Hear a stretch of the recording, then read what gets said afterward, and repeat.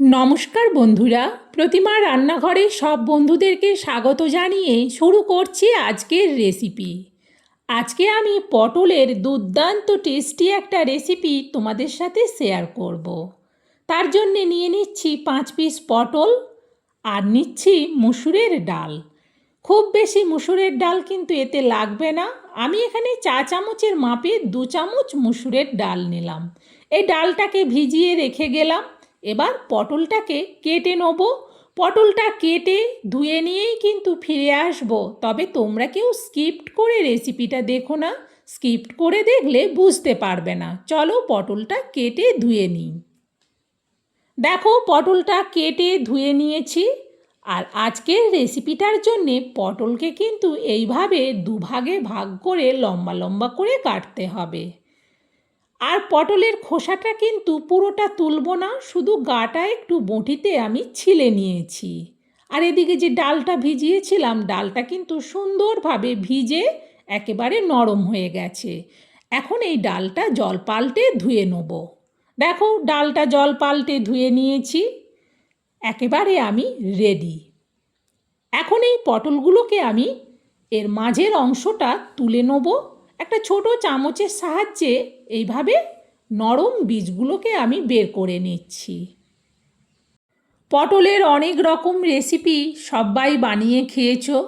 পটল কম বেশি সব বাড়িতেই রান্না হয়, রান্না প্রত্যেক বাড়িতেই হয়, কোন বাড়িতে হয় না। তবে বিভিন্ন বাড়িতে বিভিন্ন রকমের রান্না হয়। আবার জায়গা অনুপাতেও কিন্তু রান্না একটু 19-20 হয়। তাই আমি কিভাবে পটলটা আজকে বানাবো সেটা কিন্তু তোমরা স্কিপ্ট করে দেখো না। দেখো সব পটল থেকে বীজ অংশটা আলাদা করে নিয়েছি। আর পটলের বীজগুলো খুব নরম, সেই জন্যে আর বীজগুলো ফেললাম না। হাত দিয়ে একটু ভালো করে পটলের বীজগুলোকে মেখে নিলাম। দেখো সুন্দরভাবে পটলের বীজটাকে আমি মেখে নিয়েছি। এখন একটা অন্য জায়গার মধ্যে আমি তুলে নেব পটলের বীজগুলোকে।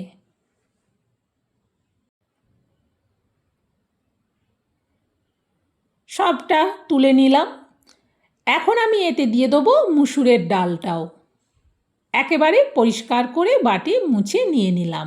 দিয়ে দিচ্ছি পরিমাণ মতো হলুদ, আর দেব পরিমাণ মতো লঙ্কার গুঁড়ো, আর দিচ্ছি পরিমাণ মতো লবণ, দিয়ে দিচ্ছি অল্প কাঁচা লঙ্কার কুচি, দিয়ে দিচ্ছি একটা গোটা পেঁয়াজের কুচি,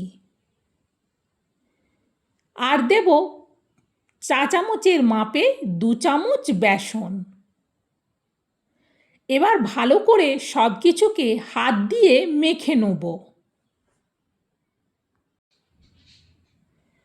বেশ ভালো করে মাখতে হবে, কারণ পেঁয়াজ সব কিছু যেন ভালো করে মেশে সেইটা খেয়াল রাখতে হবে।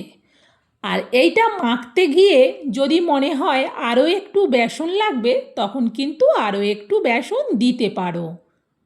আগে আমিও এটা মেখে দেখব, যদি লাগে তখন আর একটু বেসন দেব।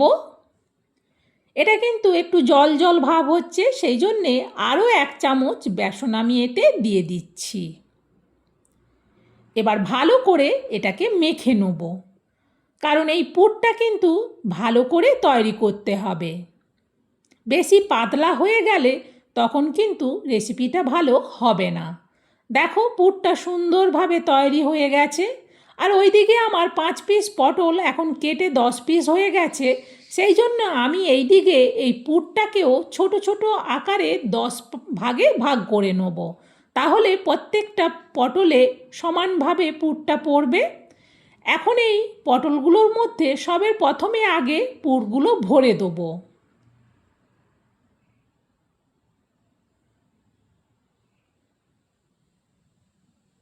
সাইজ করব পরে, আগে পুরগুলো সব পটলের মধ্যে দিয়ে দিলাম।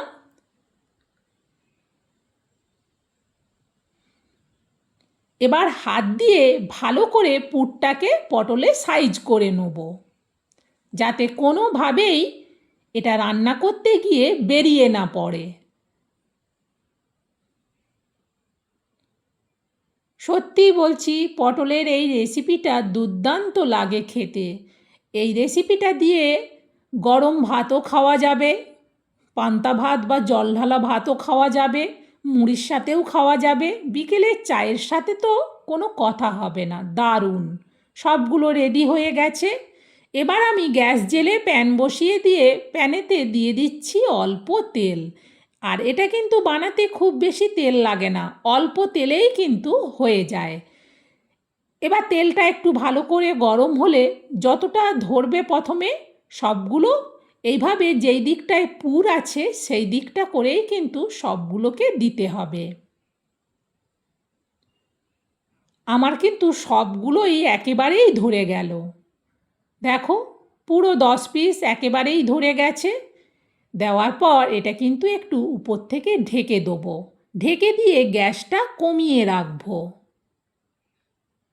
মিনিট দুয়েক বাদেই আমি ঢাকনাটা খুলছি। এবার আস্তে করে সব পটলগুলোকে উল্টে দেবো। দেখো কতটা সুন্দরভাবে পুরটা সেট হয়ে গেছে। আর যেহেতু এতে মুসুরের ডালটা গোটা আছে সেই জন্যে মুসুরের ডালটা সেদ্ধ হতে একটু সময় লাগে। উল্টে দিয়ে এটা আবারও ঢেকে দিচ্ছি, গ্যাসটা কিন্তু কমানোই থাকবে। আবারও মিনিট দুয়েক বাদে কড়ার ঢাকনাটা খুললাম। এবার পটলগুলোর আরেকটা সাইড হওয়ার জন্যে উল্টে দেবো।